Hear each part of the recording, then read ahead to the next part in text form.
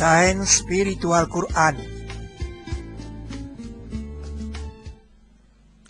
Yang keempat itu adalah berjalan gunung.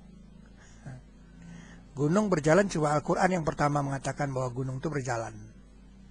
Gunung, engkau sangka dia diam, padahal dia berjalan.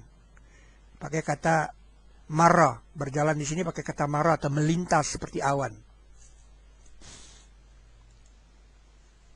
Pembentukan Allah yang membereskan tiap sesuatu. Sesungguhnya dia mengabarkan apa-apa yang kamu kerjakan. Ini bisa dibuktikan oleh kerang ini. Kerang laut ini ditemukan di atas gunung. Jadi kalau kita mundur 150 juta tahun yang silam, itu ternyata benua India itu berjalan. Ya, dia berjalan.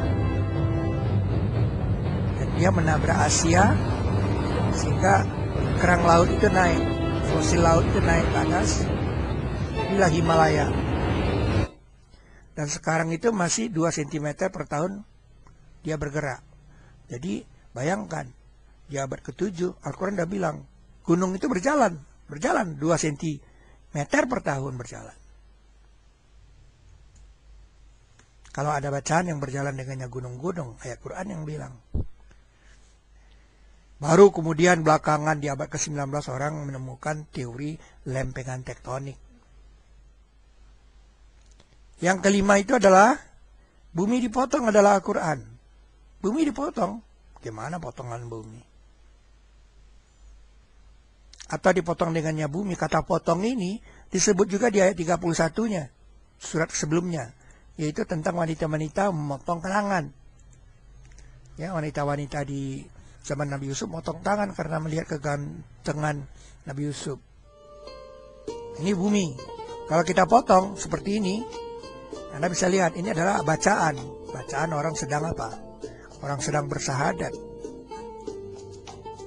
Garis di punggungnya ini, nih, garis di punggungnya ini di dasar laut ada.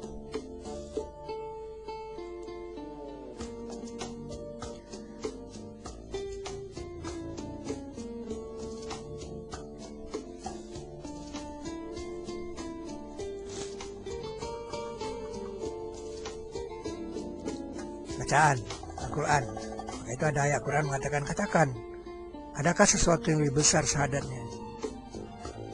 Qul ayyu syai'in akbaru syahadah. Yang keenam itu gunung hancur. Yang ketujuh tidak bisa ditiru. Al-Quran itu tidak bisa ditiru. Nih, mereka tidak bisa meniru.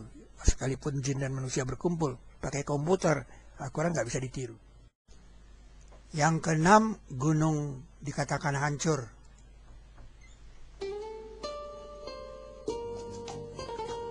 Ayat 21 surah 59. Kalau kami turunkan Al-Quran ini kepada gunung, lau anzalna hazal Qur'ana ala jabalin. Jabal di sini gunung artinya. Kalau kami menurunkan ini bacaan atas gunung, jadi bacaan itu adalah frekuensi, jadi semacam frekuensi natural. La ra'aitahu, sungguh engkau melihat dia, sungguh kamu melihat dia. Khusyuk, khasyian, diam, khusyuk. Mutasaddi'a, hancur dari takut, min khasyati, kepada Allah. Jadi Anda bisa bayangkan, begitu gelombang Al-Quran itu diturunkan ke gunung, gunungnya meledak, hancur. Dalam Al-Quran dikatakan suara keras saja bisa menghancurkan. Ya, suatu suara keras saja tiba-tiba mereka padam. Karena suara itu adalah gelombang, frekuensi yang disebut frekuensi natural. Di Al-Quran itu frekuensi, bacaan. Ya kalau sekarang padanannya ya bom atom.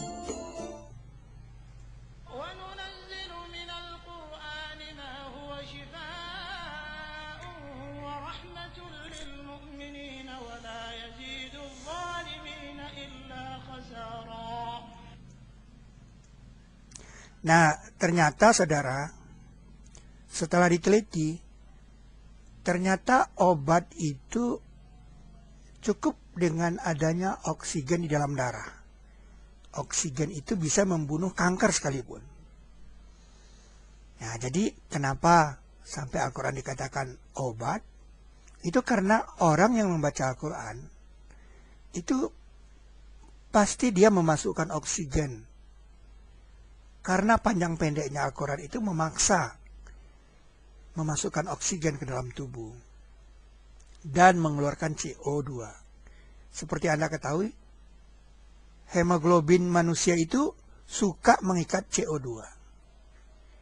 Nah, begitu kita membaca ayat Al-Quran, pastilah kita menghirup nafas, menghirup oksigen. Nah, ketika itulah CO2-nya dilepas. Jadi, pengkayaan oksigen di dalam darah lah yang menyebabkan kita mudah disembuhkan. Nah, tidak ada latihan nafas yang paling hebat melainkan dengan membaca Al-Quran. Contohnya seperti ini. Untuk membaca Auzubillahi minasyaitonirrajim aja orang harus narik nafas yang panjang. Auzubillahi minasyaitonirrajim. Anda bisa bayangkan waktu membaca Auzubillahi minasyaitonirrajim itu CO2-nya keluar. Nah, kemudian ditarik lagi nafasnya, ambil oksigen. Bismillahirrahmanirrahim. CO2-nya dilepas, oksigennya masuk. Kalau dia membaca ini secara kontinu pagi, sore, ini luar biasa. Pengkayaan oksigen di dalam darah. Dan itu adalah obat. Itu bisa dibuktikan secara ilmiah. Jadi bukan Al-Quran itu bukan obat seperti jampi-jampi, tidak. Baca. Karena dikatakan bacaan. Itu obat. Luar biasa.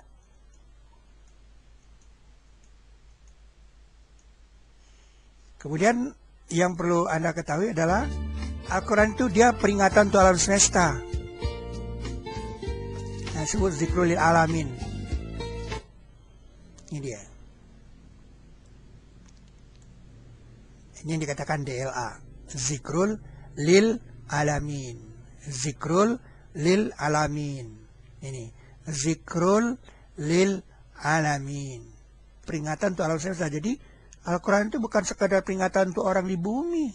Terlalu kecil bumi untuk di alam semesta. Wa ma arsalnaka illa rahmatan lil alamin. Tidak kami mengutusmu melainkan rahmat untuk alam semesta. Jadi jangkauannya luas sekali.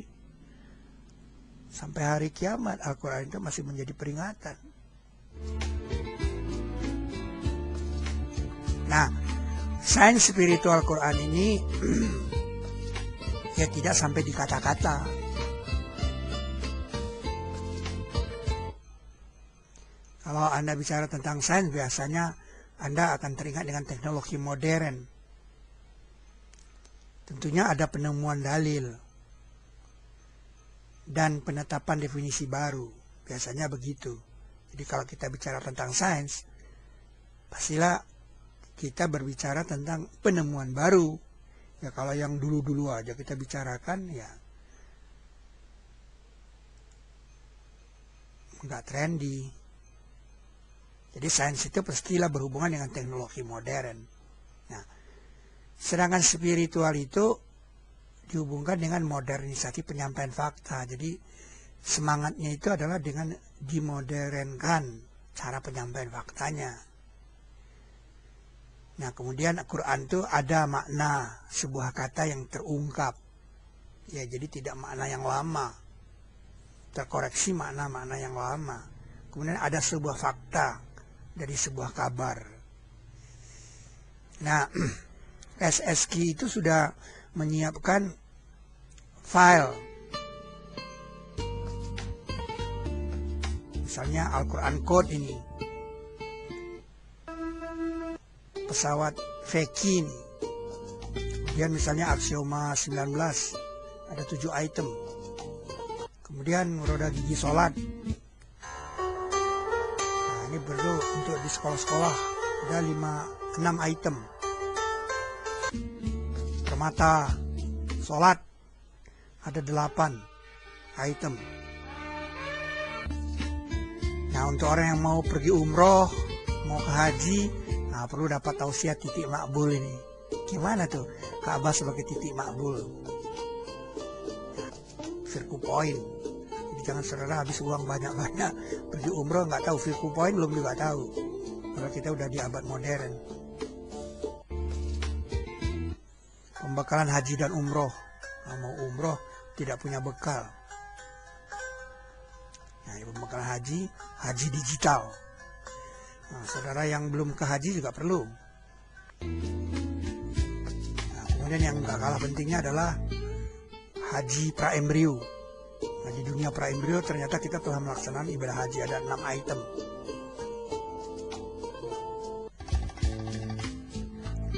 Kemudian Bukit Pasir, Al-Ahqaf. Nah, ini perlu yang punya hobi traveling, nah, perlu tahu ini. Ternyata Bukit Pasir itu Al-Ahqaf itu di Indonesia, itu di Bromo sana. Nah, ini ada ekspedisinya nih, SST mengadakan ekspedisi ke sana. Kemudian Bumi itu Al-Quran. Bumi itu Al-Quran ada 6 item. Bagaimana bumi itu sebagai tempat tertua di alam semesta. Nah, kemudian Isra Mi'raj. Wah, ini sih ada simulasinya Isra Mi'raj secara modern ini. Ini untuk di akhir tahun. 21 Desember itu bagaimana. Kemudian ini Al-Quran 4 dimensi. Ini bukunya ada.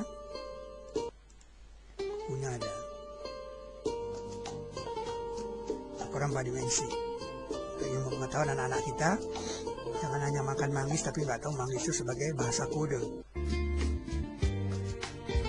Asmaul Husna versi Al-Quran, orang bilang Asmaul Husna itu 99, padahal ada 391 dalam Al-Quran.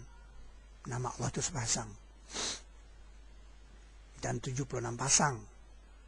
Jadi nama sepasang yang dalam Al-Quran itu yang sebenarnya menjadi Asmaul Husna, bukan yang 99. Bagaimana diskusinya? Ada 10 item. Kemudian Indonesia Negeri Sabah. Wah, Indonesia Negeri Sabah ini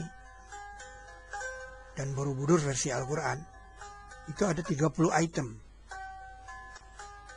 Ya, ternyata Indonesia itu negeri Sabah, bukan di Yaman.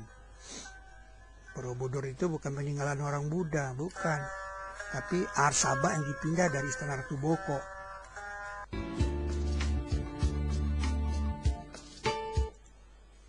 Kemudian roda gigi Jawa. Wah, ada 6 item. Lebarnya 13 km di laut Jawa Selatan. Luar biasa. Kemudian Solomon Wall. Bangunan di dasar laut. Ada 4 item. Di sebelah utara Jayapura.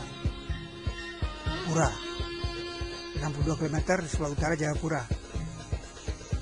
Anda bisa bayangkan di dasar laut setinggi ini, piramida Khufu itu cuma segini tingginya. Kemudian 7 rahasia sukses. Nah, ada 7 rahasia sukses. Kalau Anda ingin jadi orang sukses, Anda harus mensikapi 7 ini. Ya, itulah Sains Spiritual Quran.